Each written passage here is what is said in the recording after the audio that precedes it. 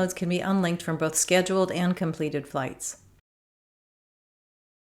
Removing a non-manifest load from a scheduled flight must be done from the Schedule Details page. Click on Load, then Unlink Payment from Flight.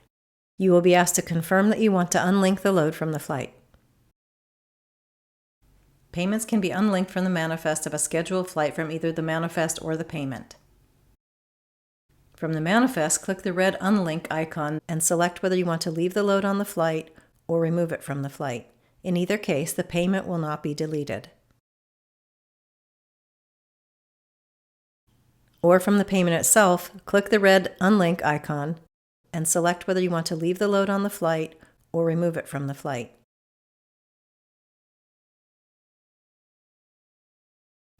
Only non-manifest payment loads can be unlinked from a completed flight record. Payment loads that are part of a manifest cannot be unlinked. Go to the Loads Flown section of the flight record and click on the red Unlink icon, then confirm you want to unlink the load. Or from the payment record, click on the red Unlink icon and confirm. Once a flight record is locked, the payment cannot be unlinked without first reverting the flight to a non-closed status.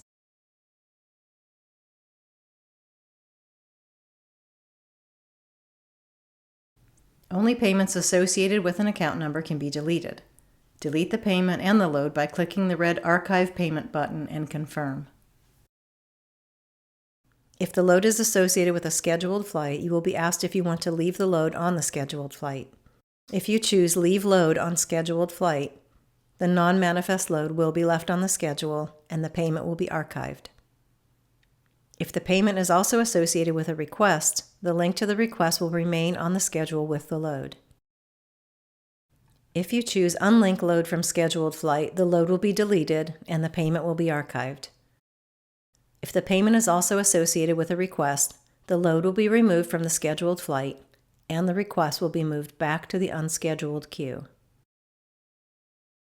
Cash and other non-charge account payments can't be deleted, they must be refunded. If the cash has not yet been deposited, have the author of the cash receipt void the receipt by clicking on the red Void Receipt button. Enter the reason and confirm, and return the cash to the payee.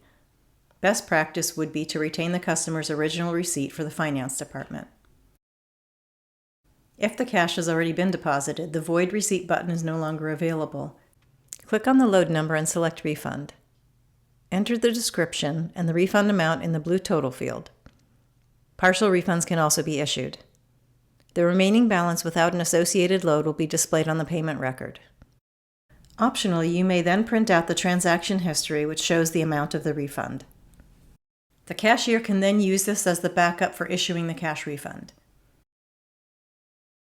If part of a payment load wasn't flown, first delete the unflown load. Confirm you want to archive.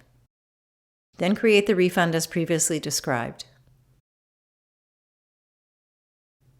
Note that once a load has been split, the cash must be deposited or the refund button will not be available. On the payments list, voided receipts will be removed, and refunds of deposited cash will be marked with the description you entered. On the Receipt Series page, voided receipts are identified by a blue check mark in the voided column.